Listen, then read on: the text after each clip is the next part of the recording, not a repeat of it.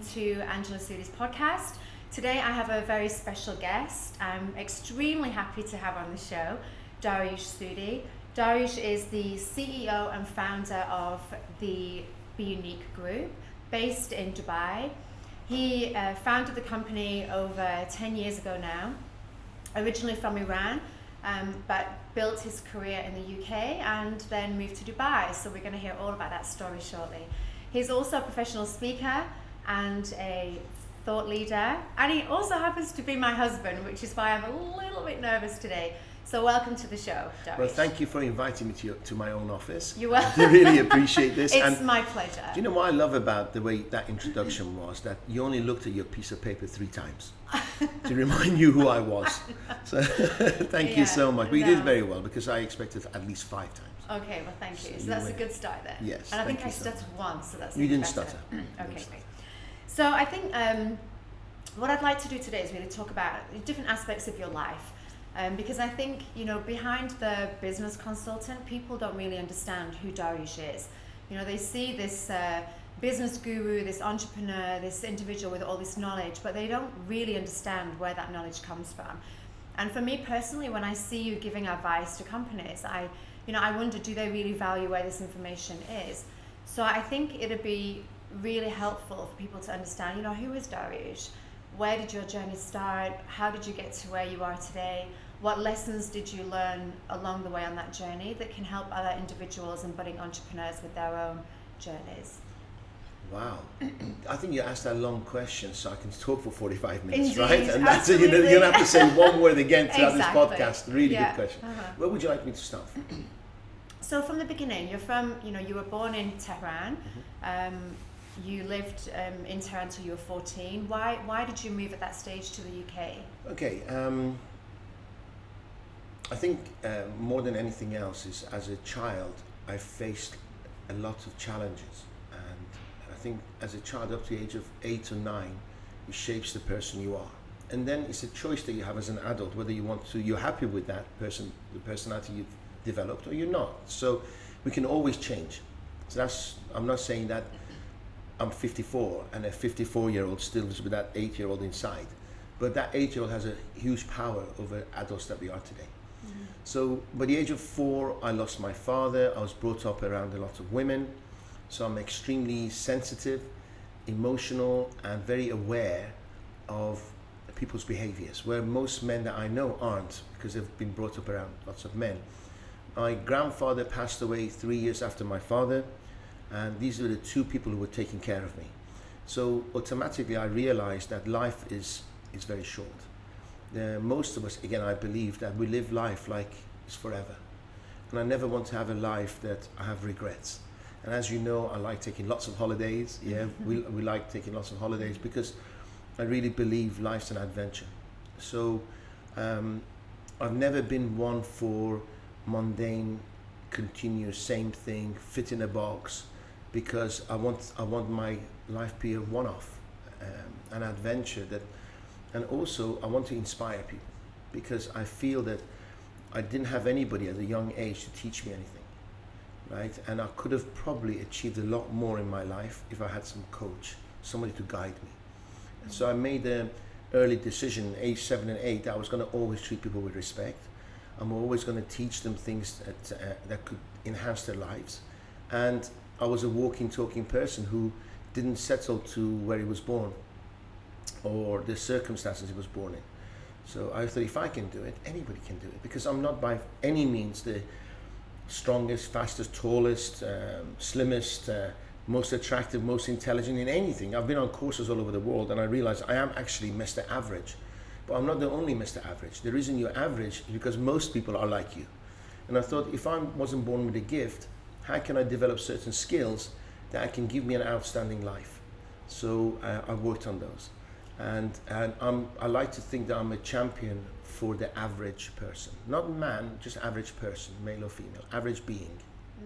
You see, thank you. And from my point of view, I think, looking at your sort of life journey, I think that you were born with a gift, because, you see so many children that are born into privileged lives. They have, fantastic parenting. They have ready-made businesses to step into. and yet they still take a different road. Whereas, you know, for you, you didn't have that guide. You know, you didn't have a father figure. You didn't have a grandfather to say, okay, this is the way, let me teach you about business. So the fact that you had that mindset when the odds were against you, you know, to really make those decisions for yourself, I believe that is it is a gift. Well, the thing is, often I think to myself, was it a curse or was it a gift? And I would give it all up today to spend 5 minutes with my dad. I understand that. I'm getting I emotional. understand. So what the hell is money? But at what point When love is everything.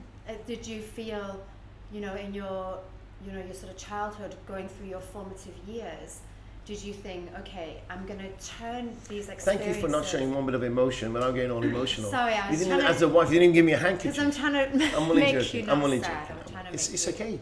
But sadness is part of life, right? Yeah. So most of us want to have this fairy tale life, and life is hard. Life is hard. Do you think that those experiences, you know, not having your father, do you feel that that created a driving force in you to maybe, you know, make him proud or be successful and, you know, set yourself aside from people around you to achieve more? I honestly can tell you that actually earlier on in my life, before I had children, I actually wanted to live a life where, like, I was a daredevil. I did everything to, in a way, subconsciously end it all. Because, Dad, if I can die young like you, would I be accepted? Would I be loved? But when you have children, a different sense of responsibility comes into your life. And I always thought I want to be the father that I never had. So, and then you become more honorable, you have more values, you even now, as you know, my children range from 27 to 6. Even now, when I'm holding a meeting, I'm thinking, if my 6-year-old was here now watching me, would he be proud of me? So your sense of responsibility changes. I guess I was more selfish, but now I like to be more considerate towards the legacy I leave behind for my kids. And that's beautiful. That's really beautiful. I think that's why you married me. I think that's why I married you. That's beautiful. And do you feel that, you know, looking at your sort of heritage from Iran, because you left Iran when you were 14, and then you moved to the UK, so, you know, you moved to the UK, you didn't speak the language, you didn't know the culture. Where do you feel, but then from 14 until moving to Dubai 11 years ago, you lived in the UK. So in terms of your sort of heritage and your culture, do you feel that you're more Middle Eastern, or do you feel that you're more European, or are you a balance of the two? Actually, I thought you were going to try to make me cry again. I'm not going to cry again. I wasn't. I'm going to commit. I won't make Yeah? you cry again. But I don't mind talking about my childhood. One thing I knew that when I went from Iran to UK, I wasn't like everybody else. My name is Mohammed Dariush Soudi, as you know. Mm-hmm. And so I never fitted, right from the beginning. I was the only foreigner at school. So although I was being bullied every day, even my teachers were bullying me and calling me names, I never quit. I couldn't go home and tell my mum, because my single mum, she had her own problems.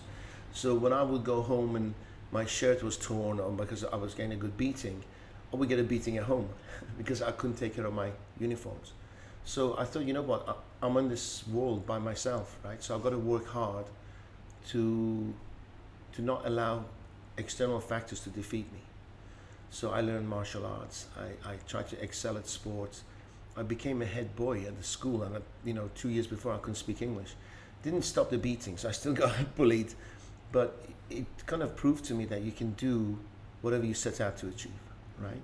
And then I tried to use that bullying because most foreigners, when you speak to them, they have a strong accent. And I tried to speak English without an accent because that accent will result in a beating. Right, so I just made a decision that I wasn't going to speak English with a foreign accent, so I could fit in. But I never externally could fit in, but I tried to. Does that make sense? Okay. The external factors didn't accept me, but I tried to fit in because I knew as a foreigner I wouldn't get on as well as I could in that environment. Mm. But I wasn't going to be subordinate. I wasn't going to be pushed around. Right? So I was going to do things my way, but somehow have to fit in. When I when my business failed in the UK, I thought about going back to Iran. Then I thought, that country's changed over the last revolution and everything else. And England wasn't for me. My DNA doesn't like grey clouds and grey days and short, dark days. I like the sun.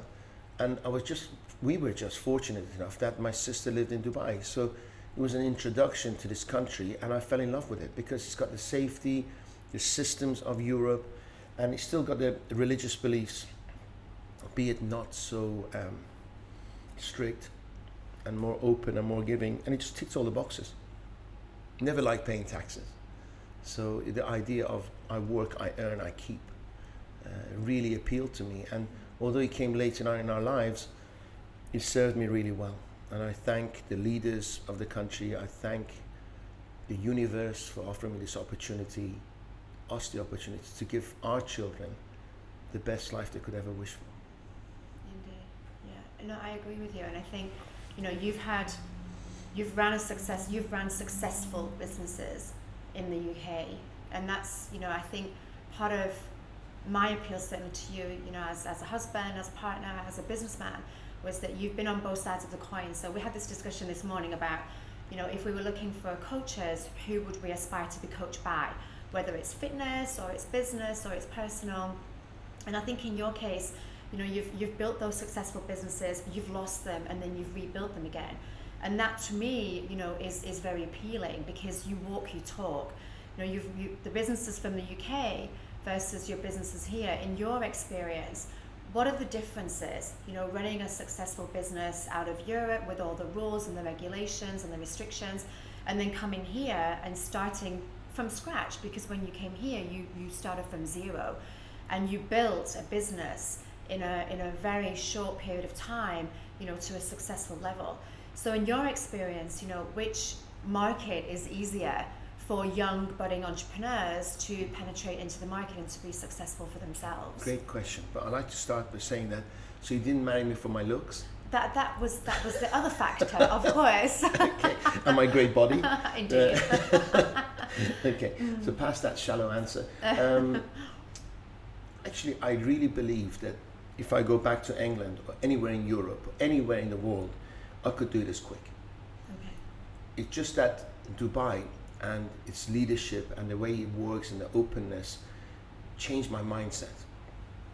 Now, I couldn't imagine. I know you were born in valleys, yes. Mm-hmm. Now, somebody who's born in a valley, and leaders have been known to not to be born in flatland, because in a valley you only see what's in front of you and you don't see distances. And I can only look at my life, and I think when I was in England, I felt I was in a valley, okay? Mm. And I come to a country of desert where I can see 10 kilometers away. And that's how I feel. I feel that it doesn't really matter about the actual country now. My mindset has changed. My view of the world has changed. So I feel a lot more empowered. Now, the good thing about Europe is that in London, you have 14 million people within an hour drive. True. So if I was going to start a business, I'll definitely start in London, because I can do market research in an hour. Mm. Here, you have to drive everywhere. The whole population of this city is 4 million. The whole population of the country is 10 or 12 million, and half of them are, below living standard professionals. So I think the rewards are higher in Europe, yes.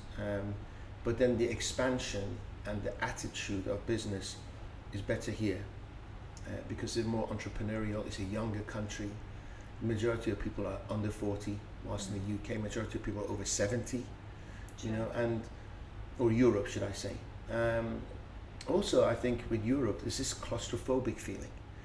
When I go from here to Europe, not America so much, but then I'll explain what I think of America as well. The roads are smaller. Yes, there's only one lane. More narrow. Yeah, narrow. There's terraced houses. Here, the houses were built, the roads were built after. In England, there were horse-drawn carriages, and then they just happened to build cars afterwards. So even when we go to France or Italy, the rooms in hotels are small, and you feel claustrophobic. And I just like space, and it's like my mindset. I like I like silence, as you know, solitude. I like space to think. And although it's beautiful character history, we live on the Palm, and from the Palm to the airport, it's a good half an hour drive, but we don't have one traffic light. True. You know, we go 200 meters in England, there's 3 traffic lights, 2 roundabouts, and 2 pelican crossings. Absolutely. Right? So, and it's the same with the US. Maybe they have 7 lanes, or it take you half a day to go from A to B because there's traffic. True. So here you got speed, you got freedom, you got space. Whilst in Europe, you're claustrophobic. In the States, there's traffic, and so I can't imagine a better place to work in than Dubai. What Again, about, thanks to his vision of his leaders, amazing. We're blessed to be here at the right time in the right place. I agree fully. What about, so that's business. What about for your life, like on a personal level? If you were not here, you know, because of business and growing the, you know, the business, if you were looking at, okay, business now is at a level where maybe it doesn't need your attention so much, and you wanted to live and enjoy life and slow down, because the pace here is very fast. You know, we're on 1,000,000 miles an hour all of the time. You know, Dubai is a very, very moving and a very transient city.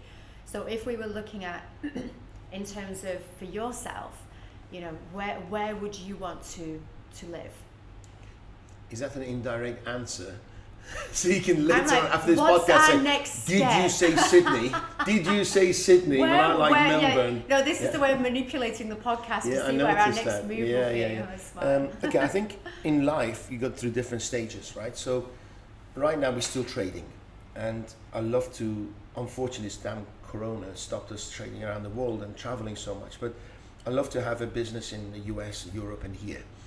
I'm a nomad, so although I love traveling, I like different seasons, different countries. So ideally, I like to have an apartment in autumn in New York. I like to have an apartment in summer in London. I like to have a sort of chalet in winter in Switzerland. So different parts of the world, and I love spring in Dubai. So I don't like to travel with any cases. All my clothes are there at those houses and apartments. I arrive, I live, I get bored, I move on. And I think we work like that together, don't we? We get bored quite easily. And you know, how many more days have I got left? Yeah, if I gave you, let's say, if I gave you $10,000 now, and I say to you, spend $1 a day, okay? It's not a lot of money, okay? I don't have 10,000 days left. You know, now we're in a situation where, you know, our youngest son is 6. So you have 4 children, 4 beautiful children. We have 2 of the most amazing children together, and then, you know, I have 2 incredible stepkids. We're blessed. We're very blessed. So I think, you know, looking at the life cycle of all the children, you know, Ali and Yasmin now are independent, they're young adults, they don't really need us. But for Kain and Caden, you know, the younger ones, they very much need, you know, parental support. Caden's only 6, Kain's 13.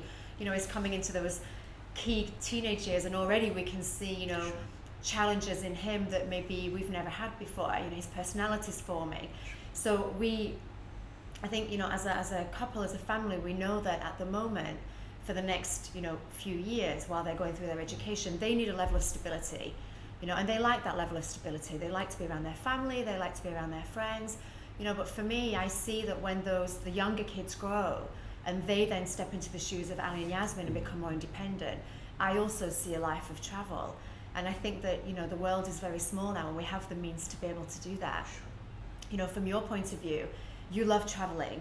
So, you know, this whole COVID situation and having that freedom taken away, you know, how have you dealt with that internally? Well, we kind of still traveled, right? We just found countries that there was no open. restrictions, right? Yeah. We're actually traveling in 3 days. But there was some, thank you for the question.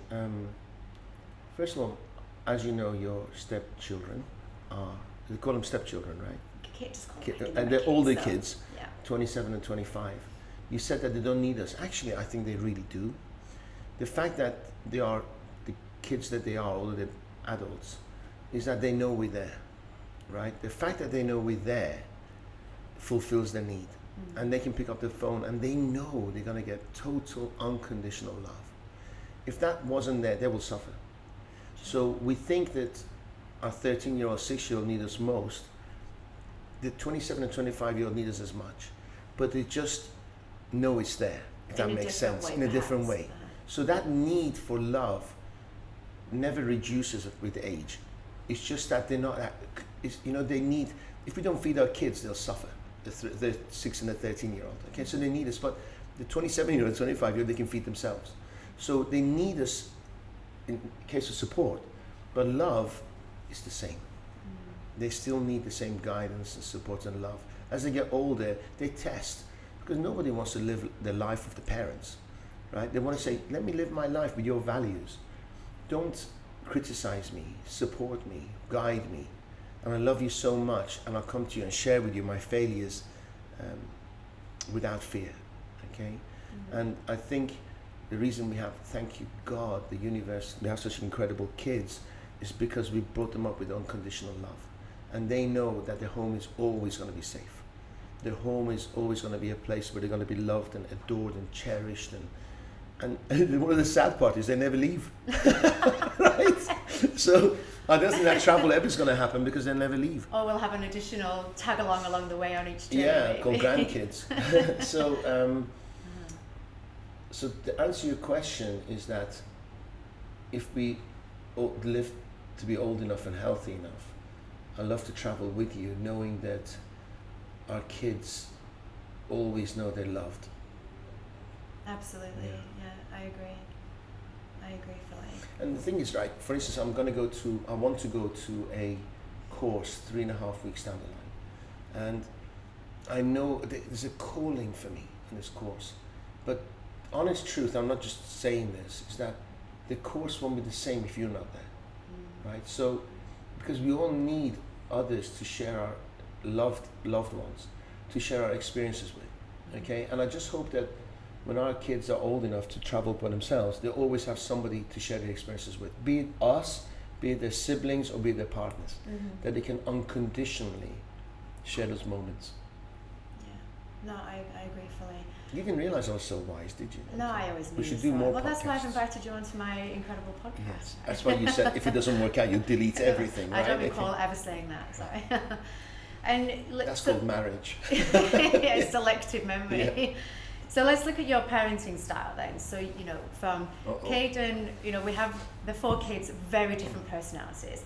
And I think, I know personally that I parent the children in different ways based on their personality. So let's look at your parenting style. How do you feel that your parenting style has developed? Because when you had your first 2 kids, you were in your 20s. Now you're older, you're wiser, you're, a lot more stable, mentally, financially, emotionally. So how do you feel that, as a busy, businessman, a husband, how do you juggle that parenting? How do you juggle to make sure you give even attention to all 4 kids? And how does your parenting style differ between the 4 of them? I think when you have children when you're young, I was a dad at 27. When you have children when you're so young, you're on your own path. You're a young person, you're still developing your own personality and learning. At the same time, you have a lot more energy. So I remember with Ali, our 27-year-old, that I used to spend a lot of time with him on the squash court, on the badminton court.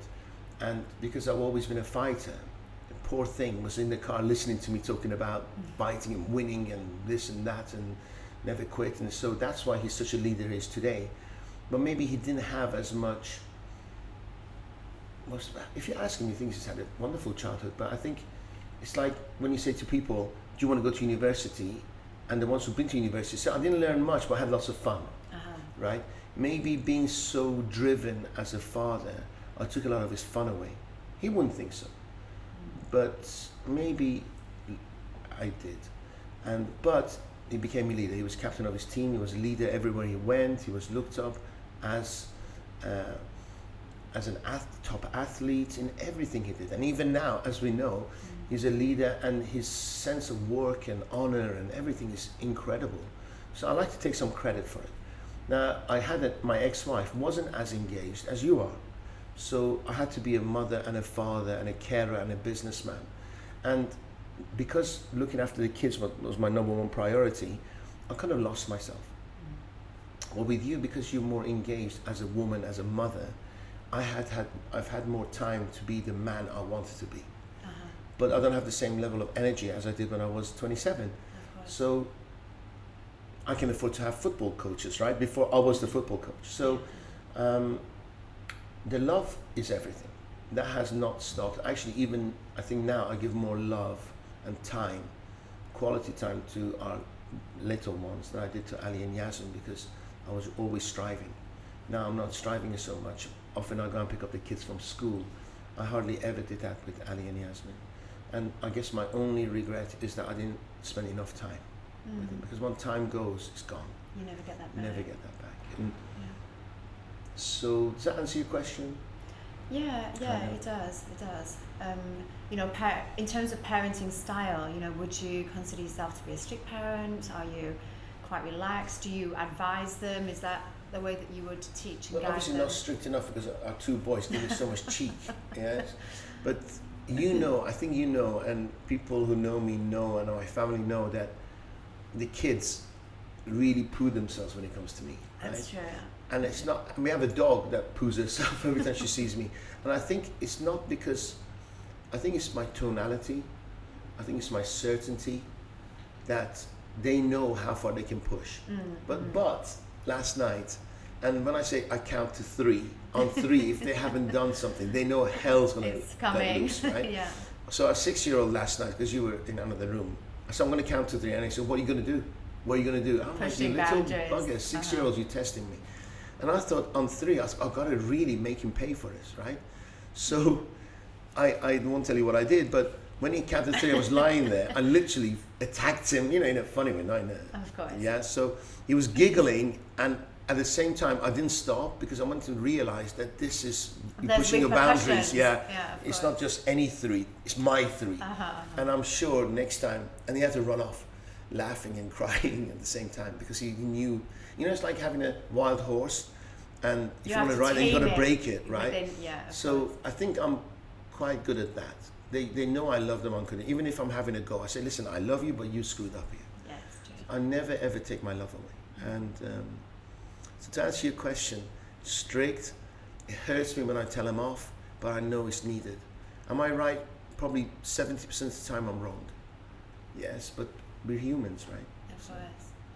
But as you said, love is everything. You know, they know that all four of them, from Ali right down to, you know, Caden, all four of them know I think so. that no matter what time of day, morning, noon or night, they come in the house, that, you know, they're welcomed with love and open arms and kisses and hugs and What would you have done? I'm going to cry again. yeah. What as a would you and I child. have done for that? Yeah. Right? That I used to come home and I was dismissed, like I didn't exist. Yeah. My stepfather was an alcoholic. When I used to come into the house, I had to pretend I didn't exist. I had to put my shoes in a certain way, the front entrance, sneak so our eyes didn't cross path. He used to sit watching television. He was addicted to whiskey and television. And when I walked in, I couldn't distract him from watching TV. So Otherwise, you were. I'll be chastised. reprimanded. And then, not that I'll be chastised, because I know my mum loved me, it'll create a massive argument between them. So because I love my mum so much, You just I decided just to be small. took it. I just took it. So now I like my space so much because I spend so much time on my own, right? With my music, with my creativity. Again, that served me well now because my creativity has got us to where we are today. But at Yeah. the same time, on the positive note, you know, you didn't take those experiences and make them into a negative. You're not cold. Well, I You're tried very killing warm. myself. No, I tried killing But myself I mean, so many times. I mean today as a parent, you know, monkey see, monkey do. I was abused, therefore I'm an abuser. That's not you. No, You know, you I decided that it's going to stop with me, right? Because I've got to give my mum some credit, right? So she could have easily been defeated, but age of 29 with 2 kids, she left Iran with no money and started a new life. Didn't speak the language. Didn't speak the language, still doesn't, barely. But you know, also it's this sense of responsibility because all my life I've been told that I've got to take care of everyone. So I guess that was installed in me, maybe brainwashing, whatever it is, but I couldn't let go. I had to provide, right? So Maybe. Do you think that, because that's one question that I wanted to ask you during this podcast, as an employee, you have somebody saying, be at the office by 9, work till 6, work till 7, these are your tasks and this has to be done. As an entrepreneur, you don't have anyone behind you saying, get out of bed, get to the office, drive the business. It all comes from within. So I think, coming from an entrepreneur's perspective, you have to be so highly motivated, because it is easy to say, I'll just take the day off. I've nobody to answer and to. we do, you and I do. When we're comfortable, yeah, we relax, right? We do relax. But at the same time, you've always had that drive within you. Even if you relax, the next day you're back out there again, and you're pushing and you're striving.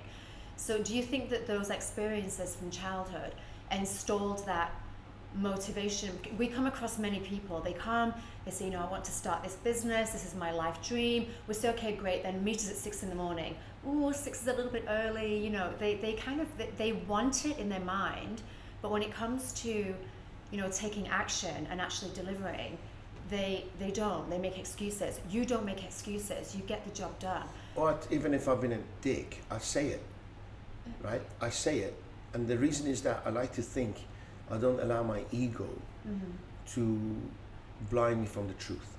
So the reason those people don't wake up at 6 or 5 to get to the appointment at 6 and get ready and professionally adhered, dressed and everything is because they don't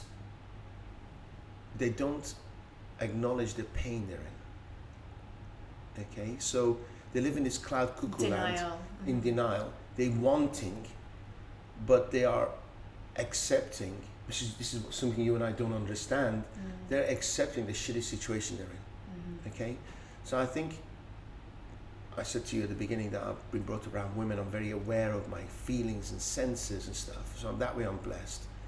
And I do think women are much more powerful sexes than men. I think we're idiots, really do. I think just the fact that everybody's nodding here. I think it's the fact that we're just bigger physically. That's about the only superior thing that we have.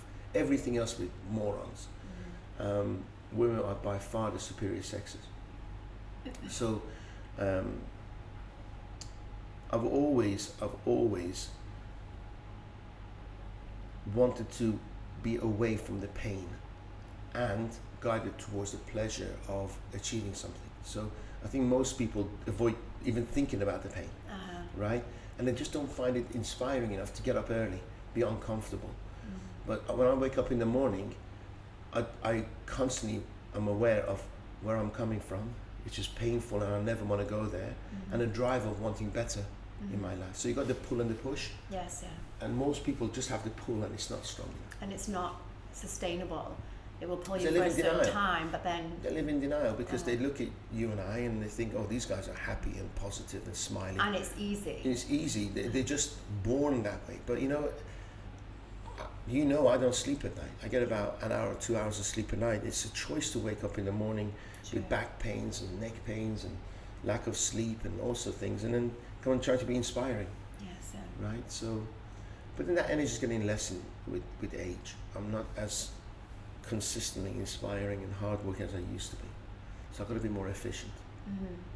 And change. So what, with that in mind, looking at your driving forces and what keeps you moving, what advice would you give, to young entrepreneurs now? Because, we live in a world now where back when we were kids, if you wanted to find information, you were down at the library, you were looking for the book, you were standing in the rain, you had a certain time to take it back. Now everything is just so easy.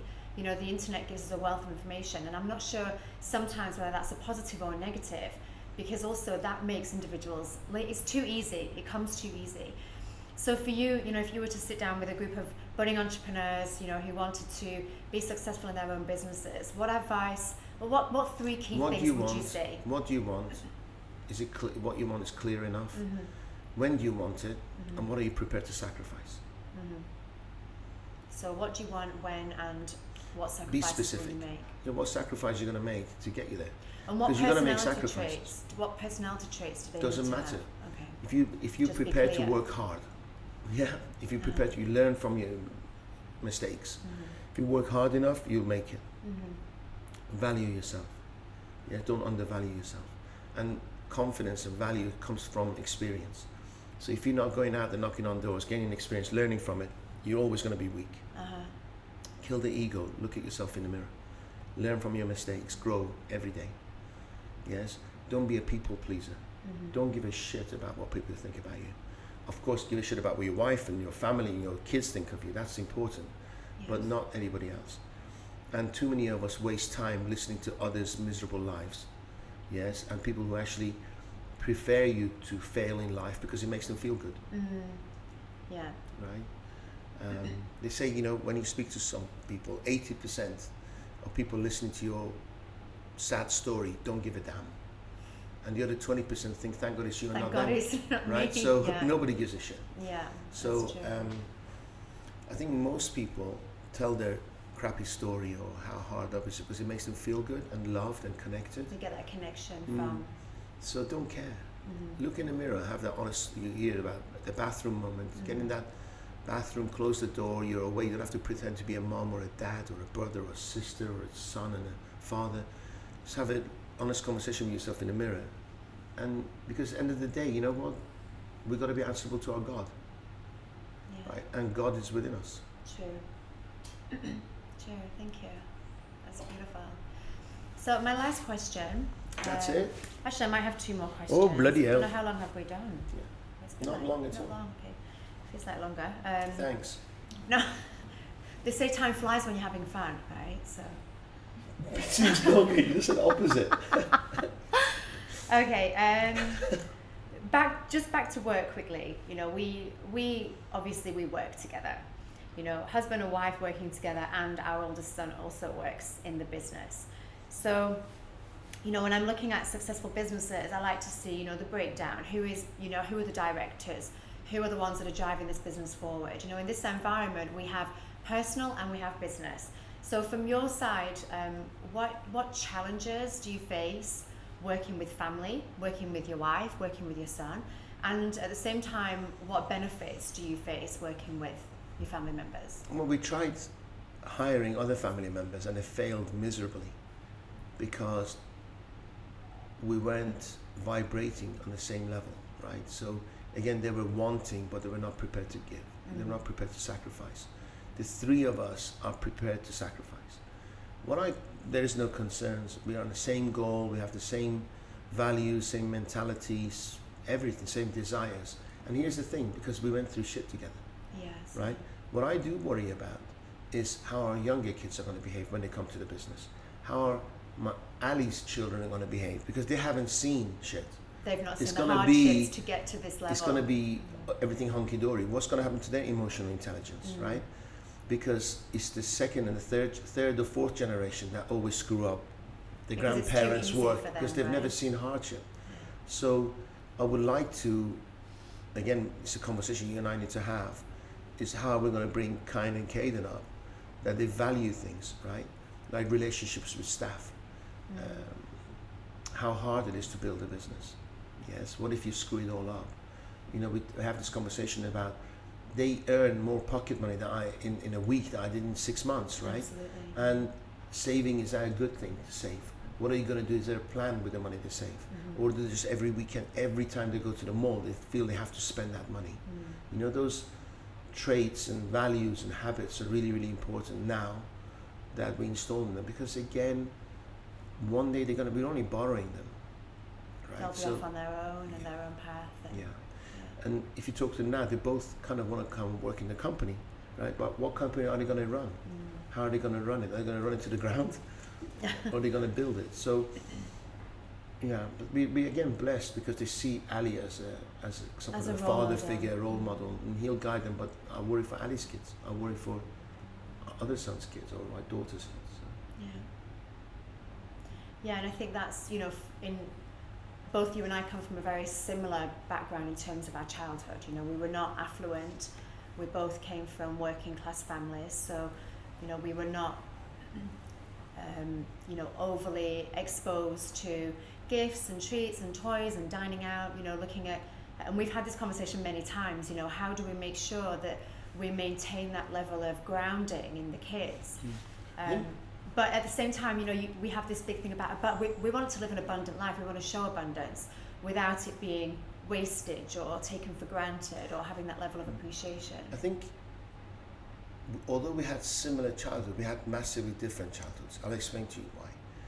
My mom is, God bless her soul, and she's still with us, and I hope she's listening, is extremely materialistic, right? Although we were from a very poor background, she was always wanting. She was always wanting to be rich, okay? Now, did she have the mentality of a rich person? No, because she wasn't educated or she didn't understand, but she was always wanting. So the question I always ask myself, why? Why can't I have that? Why can't I have that house? Why can't I? Because to her, it was always, they're better than you, they got better houses, better this, better. And I always wanted to get my mum's love, so I always wanted that. With you, you had a ton of love. True. You had loads of love in your life, but the language of money wasn't correct in your household. True. Right? So whilst I had the money side, I didn't have that love and connection. You had that, but you had, in my opinion, a poor money education, right? So I think maybe the universe has brought us together To balance those to balance two together. it. Yeah. And I know that, if you don't mind me saying, in the last 14 years, I've heard you change the way you speak about money, and I've changed the way I live my personal life, and I think it's enhanced both our lives. Sometimes painful, sometimes fun, sometimes educational, but always memorable. True. And hopefully that, that balance will filter down to to the kids. Yeah. That's what you hope. I think we've got to believe in the future. I think the universe, the world is in better hands. It's going to be in better hands. Kids are going to care more about the environment. They're far smarter than all our 4 kids. The younger they are, the smarter they are. True. So I actually see it. And their DNA, the kids in the future are going to be far better looking than us. They're going to be stronger than us. They're going to be taller than us. They're going to have less hair than us. They're going to be, they're just going to be They're enhanced evolving. beings. Yeah. So, of course, emotionally and mentally and caring, they're going to be better as well. So I think the Earth, the planet, is in better hands. It's going to be in better hands in the future. So right now we're just going through crap, and I believe lots of governments trying to control us, movement of money, movement of thought, freedom of gathering. We are tribal people, and they're even trying to kill that. So, but I do think there's going to be a revolt. I do think people are going to say, no, you bigger beings can't control us anymore. So I'm a hopeful. I agree. I think When I was 6, people used, and that was in this late 60s, early 70s, people used to talk about the world's going to run out of oil, right? In 20 years, the world's going to run out of oil. The population is growing so fast that we can't feed them, right? They found oil to eternity, right? There's going to be oil for hundreds and hundreds and hundreds, and then there's liquid gas. Then there's the shells that they can get oil from. Then there's, we've brought out the way we treat Earth. We can produce 6, 7, 10 times more food from the same soil as we did 40 years ago. And that's all through knowledge and change. I'm not all for good, but we've gone and screwed up the environment, right? Our food aren't like they used to be. They don't carry the same amount of vitamins and protein, whatever. So, but humans are resourceful. We'll find a way. True, and constantly educating and evolving and growing, as well. I look at the conversations that I have with, our 2 youngest children, and I don't remember ever having conversations like that with my parents. Maybe again because we were, like you say, we lived in a village. It was a small community, so we harvested the food. Maybe we tried, and we just didn't get the right answers, right? Oh, I think we were not so exposed to it. I mean, back when we were kids, I remember we used to go to the market when we were children, and there'd be 2 elements of, you'd go to your local market and you'd have a market stall there with all the fruit and veg. And there'd be one section that was organic, that was you went to a market that had organic? Well, it's farm vegetables, and then there was the other section that lasted longer, and you paid more for the products that lasted longer. The ones that came from the farm that rotted within 2 or 3 days, they were the cheap products. You paid more for these that had the pesticides. There was no education. There was no education. And now, looking back as a child, I think, God, how naive we were. We thought that was the way. Buy a tomato that will last you 5 days, it's worth it. But buy this one that lasts you a day and a half, no thank you, we don't want those, they go off too quickly. And now, through education and knowledge, now you go to the organic store and it's 3 times more expensive than your local supermarket.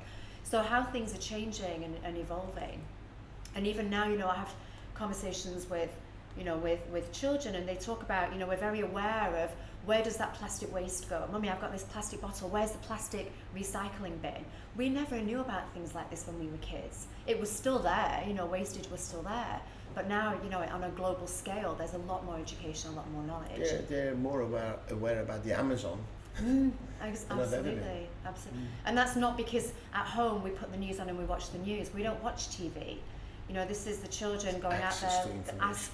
Yeah, absolutely. They've got wealth of information from the internet. So I think that is a huge positive.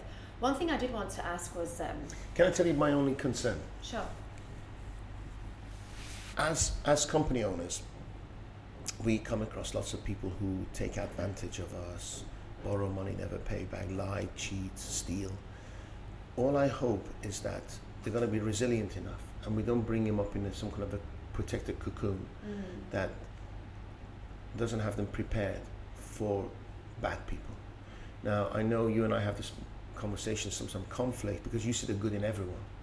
But then if somebody goes and murders 50 people, they're not good people. I agree. Okay, now that's an extreme. But there are people out there who are actually bad people, right? And I look at someone and I think, they're a bad person, but they must have the really bad childhood. Okay?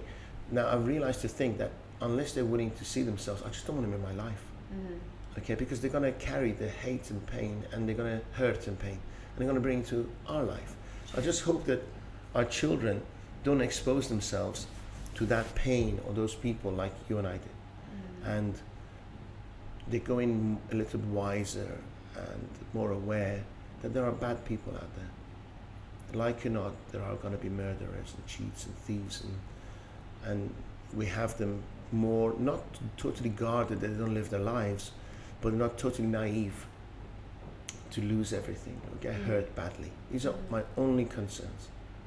That's actually a very good point, and I think going one step further from that, recently we've looked at getting the kids, they want to do a YouTube channel, for example. They love being in front of the camera. One thing I struggle with, because I was never raised in front of a camera, is being in front of the camera. I don't like photographs, I don't like being videoed. So I'm a lot more reserved when it comes to being at this side of the lens as opposed to that side of the lens. Whereas I watch the kids, and when they're filming, it's almost like they come alive in front of the camera, because now kids today, they're so much more used to screens than we are. They do online schooling, they're on Zoom with their teachers, they're on Microsoft Teams, they're constantly Snapchat, Instagram. So they're subjected to this world of seeing themselves outside of themselves. And I know you and I have had many conversations about exposing the kids online to potential threats. So my theory is very much, I'm very hesitant to have the kids out there on the internet and have that level of threat that could potentially attract. Whereas from your side, you're a little bit more at ease with the kids being online and doing their YouTube channel than maybe I am. So I think, not that we have a conflict, I think we have a mutual respect for each other's views and each other's concerns. But I do worry that by going down this path with the kids, it might subject them to unnecessary cyberbullying or online, or bullying from school friends, online trolls, whatever the situation is. So, and my natural instinct as a mother, rightly or wrongly, is to protect. I don't want them to be out there in that big wide world just yet, because they're still small. Maybe later when they're older and they've got more experiences, I might feel differently, but at the moment I have reservations with the kids being online. So share your thoughts. Well, I respect your thoughts. We live in a world, and you can never escape it. We live in a world of social media. You cannot escape it. I don't give a shit about people who say, I want my privacy. There's three types of people, in my opinion. People who don't mind sharing their lives and views and checking on other people. People who like their privacy. People who are hiding. Okay? So when somebody says, I like my privacy, I say, what are you hiding? Okay, because the world is changing. Like it or not, we live in a world where we're transparent. If you are a company director, you're going to be on LinkedIn. If you're going to be an owner of a business, you're going to be on social media platform. The world has changed. The only difference is that people see reality. Before, there used to be a media company or a PR agency sent out certain truths about a certain superstar. Well, now we know if the Kardashians have had an argument, we'll know within 5 minutes the whole world knows. So that filter is stopped. Okay, and that's the uncomfortable bit. What I don't agree with, that people should know our home address. People should know where we hang out. Yes, that leaves them open. But being exposed online is not such a bad thing. That's the future of the world. It's the future of the world. And the more people you affect, you serve, you give, the more successful you become and more rich you become, right? And the fact is, our children have a gift. Our first two don't have that gift. These two have, right? So they won't fit. It's just like we've got two Usain Bolts and we're going to prevent them from running, right? They have a gift. Everybody's seen them, says they have a gift, right? So why not play to that gift? As long as we're protecting their personal information. Because yes, the more people you affect, you're going to have more haters and trollers. And I have haters I never met, right? Yeah, and I understand and I respect sort of your opinion. I think at the same time, as adults, we know, if I go online, I know what potentially could be the benefits and I know what could be the repercussions because I'm older and wiser, I've got experiences. I think when it comes to, not just our kids, but children in general, going online and using these online platforms, sometimes it can be from a point of naivety because they are young. They don't necessarily, and thank God they don't understand, a lot of the dangers with online. I don't want to teach, our 6-year-old about the dangers that, could potentially come from online platforms. But at the same time, I want to make sure that they're guarded and shielded against unnecessary attention when they're so young. Maybe later on, if they make that decision for themselves, then they go into that decision eyes wide open with all the research and everything else that goes behind it. My I guess, reservation is that we're making that decision for them with our knowledge, without them fully being aware. Sure. I think, if I thought for 1 second they weren't enjoying it, we'll stop. They love it, they look forward to it, they have fun. Second thing is, we're blessed enough to have a team to manage all the community management. If Kyan or Caden were dealing with the audience that we don't recognize, I would never have done it. Okay, they don't even know, they can't even reply, they don't have access to reply to anyone. Okay, so we have a team of adults, hopefully highly trained, and we continue to train them to protect them from that vulnerability. So we're blessed, right? But if I thought Kyan or Caden were communicating direct with people, I would never set up that platform. So I agree with you. It's that we're blessed to have a different type of set up for them. Maybe an individual child going out there and will be talking different. online. I wouldn't like that. Again, at the same time, they play on Xbox Live, right? And True. there could be other kids who pretend to be kids and not kids, and just you don't know. As an adult, I used to play online poker, and somebody comes and say, "Can I borrow a million chips from you?"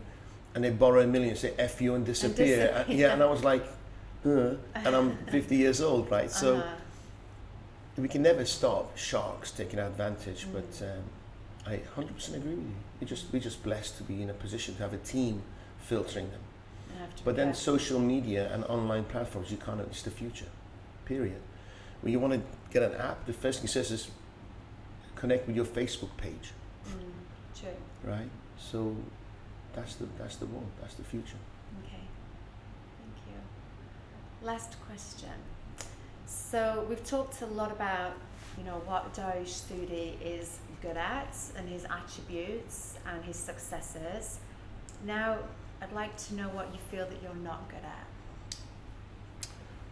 at. Gosh, a long list. Only one thing. Oh no, I'll give you a few. I don't mind.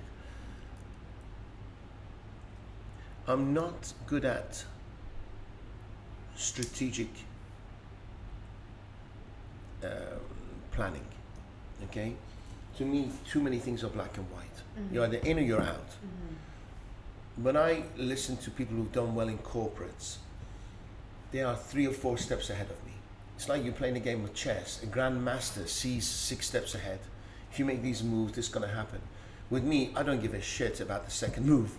this is me, I'll go in there. And sometimes I burn myself because I've been too black and white, okay? And I don't have the patience for gray, okay? So that's probably one. Although I teach my staff not to talk too much.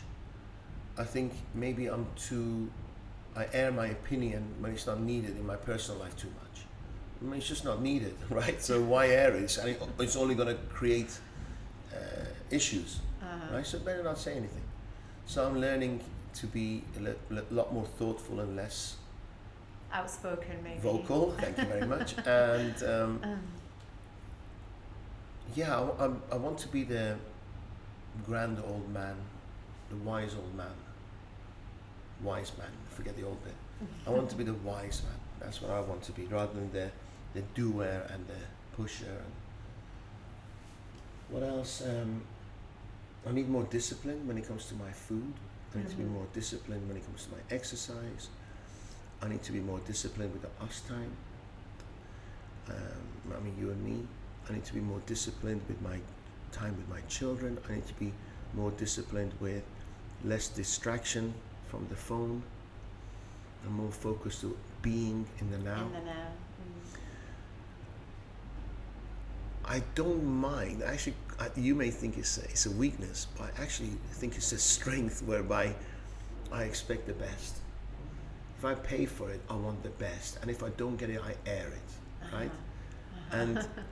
And although, for instance, if I get a really bad service at a hotel or a waiter or a manager or anything, a car company or something, and I air it, I actually think in my mind that I might not like me, but I've actually served them something, because later on they're not going to make that mistake again. They'll get more tips. True. They get higher salaries. So I feel that confrontation is unnecessary, but for them, long term, I'm doing them a service, if that makes sense. But actually, it makes perfect sense. And I think, when you talk about that confrontation, you're never confrontational and rude. You're always confrontational, but very polite with it. You air it in such a way that the person who's listening doesn't feel insulted, they don't feel, ashamed. You do it actually in a very honourable way, and that's one of the... Thank you, but it all depends on my mood. And the circumstance. No, but for the most part, you're very polite. I'll tell you what happened. The other day, I was not in a good place. I was tired, and maybe we had a ding dong or something, and I was just not in a good place. And I went to get some service, and this guy, oh yeah, I'll tell you what it was. It was for the fourth time, the screen on my Samsung came off. Again, okay. And it's a half an hour experience. They've got to take it, put a liquid, put it under the UV light. And the same damn guy serves me every single time. Okay, so I'm tired, I'm exhausted, didn't get sleep, we're in a bad place. And inconvenienced by the phone. Inconvenienced by the phone. I see the guy, he looks at me, he tuts. Right? And then without saying a word, picks up another brand new screen for the fifth time, opens it up and doesn't say a word to me. Okay?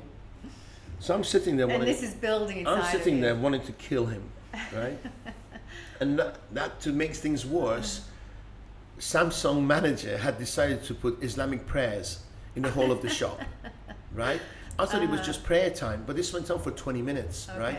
And the store was empty. Now I'm thinking, I care for Where's Samsung. the customer service? I care for the sales because I'm a sales and marketing guy. This guy hasn't apologized for my inconvenience. He's touching away because I'm inconveniencing him.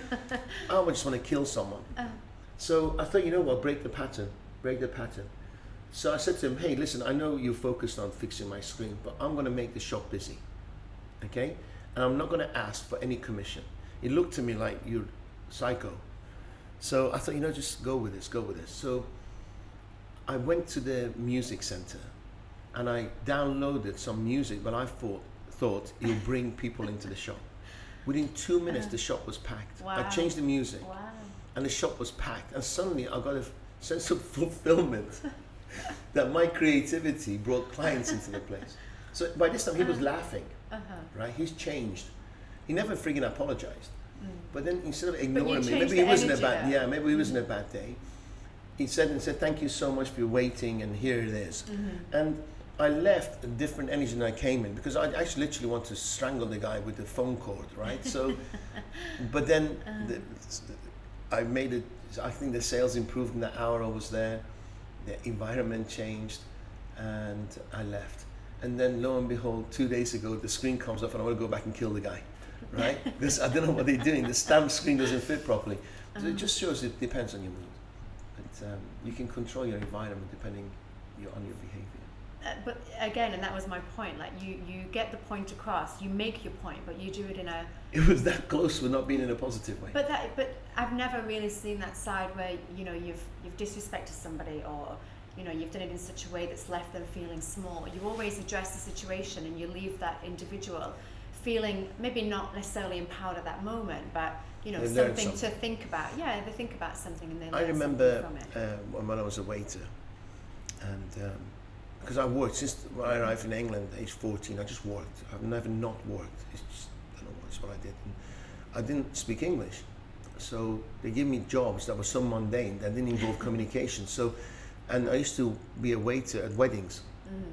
And this particular day, I'll give you some funny examples. And this particular day, I was carrying a tray of pint pots, yes, and of course, they want me to make as little trip as possible, so they pack it with like 20 of them, and I'm 14, 15, I barely can hold this damn thing, and it had revolving doors. Oh no. So I think the bridegroom was doing a speech, and everybody's quiet, and I take this tray, and somebody on the other side pushes the revolving door, no. hits the tray, Like a sketch. and they all smash. And imagine the whole wedding turned around and looked at me, and I'm like, you know, but I can't speak English, this is really embarrassing, I want to die. And the manager comes and says, "You stupid idiot," in front of everyone. No, that's just right? awful. And I'd actually quit the job that day, but I thought I'll never ever humiliate Belittle someone, because it had somebody. nothing to do with my stupidity. Yeah. You know, I was careful. Wrong Somebody place, on the wrong other time. side just pushed the revolving door open. So maybe I was stupid, because I'll give you an example. Previous week, I don't know if I told you this story. I gave great service because I worked hard. When my colleagues were messing around, I was doing twice as much, serving vegetables and things. And I'm always sweat, so they can see me sweating and serving, sweating. This kid is running around his ass off. So the bride's father came to me and gave me a £20 tip. Did I tell you this? I don't think so. He gave me a £20 tip, and he Oh said, yeah, you gave he it said, to them. get drinks for yourself and your colleagues. So I took the £20 and I thought, that's a lot of money. So I went round to my colleagues and said, does anybody want any drinks? Anybody want any drinks? I went to the kitchen, anybody want any drinks? I said no. So I gave the guy his £20 back. I said, nobody wanted drinks. And he's like, A strange guy. okay. Put it back. Later on, somebody said, that's a tip, you idiot. Oh. Right? So I was naive. But that's also good karma, right? Whatever happened in that moment, Maybe you created 40, some good 40 karma years around later, you. it served me well. It But paid like off, yeah. 40 years later, I remember it. There was another time, like talking about, like, I train our staff, right? And I was a night shift guy. And 3 o'clock in the morning, I get a call saying that this guy wants this whole main course, food, everything, desserts. And it was just chef and me.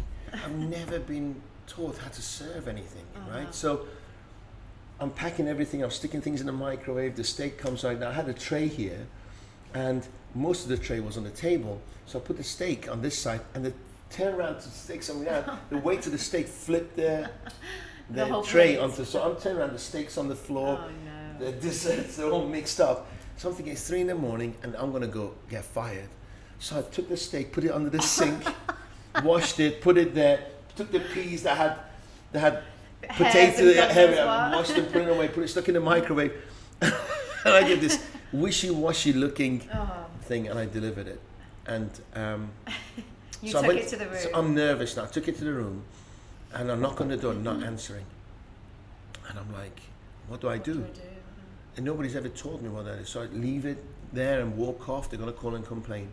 So I'm knocking, I'm ringing the doorbell. Imagine I'm 15 or something. And I'm like, what the hell? And I walked in, they were having sex. Oh no. And I'm there with a steak and a tray, and I know where that damn thing, and it's, I've seen bombs going up and down. And I just went, and I think they just caught the back of me as I was leaving the room. Running like, out the like door. what? Ka-ching. Ran off. I mean, those experiences you can never replace. But again, I was like, What do you? I still don't know what you do. Um, Nobody taught me that. What would you do? I You don't got know, the steak. You actually. ring in the door. I guess think. you'd ring the bell and you would Oh, leave you wouldn't the leave the food. fresh food on the Or floor. maybe you would leave the food outside and then you would call the a room phone and say this. Yeah, your food's nobody outside. taught me Or that. Yeah. See, even now we're kind of like, what Yeah. do we do? Because I've never seen fresh food left at the door yeah. because it'll go cold. So, yeah, those are very memorable, memorable moments. Life moments. Like, there was another time I was quite, because I used to be into sports, and I used to, in the evenings, I used to glass collecting till 2 in the morning. Can you imagine? I cycle an hour, I get home at 3 in the morning because after the nightclub closes. But I had really strong arms, and I still do in a way. And there was a bouncer who was like 6'6" and stuff like this, huge guy, and he would challenge everybody to arm wrestle. Okay, and as I'm 16, maybe I think I had to be over 16 to get a job as a glass collector in a bar. But I just worked hard. So this night I'm in the kitchen, and the guy's like showing off, and he says, "Yeah, I'll give you an arm wrestle." I went, "Okay," and I beat him. Right? Bad move. He made my life hell I can for the imagine. next 6 months because I humiliated him in front of everybody, right? Yeah. And I was so naive. I didn't think anything of it. I thought everybody would be proud, right? So, yeah, I had to leave because he just made my life hell. And then when I got older, he wouldn't let me in the clubs because it was a head doorman because I beat him You'd in an arm always be wrestle. the guy that beat him in an arm wrestle. So what I've learned now, so if I ever play squash or table football with clients, I always let them beat me. Or manage the your manager. I always let them beat me. Yeah. But I'll make it a close game. So I didn't think I've gifted it, but I think they've earned it. Okay. Psychological lessons. Yeah. I can give you a ton of those.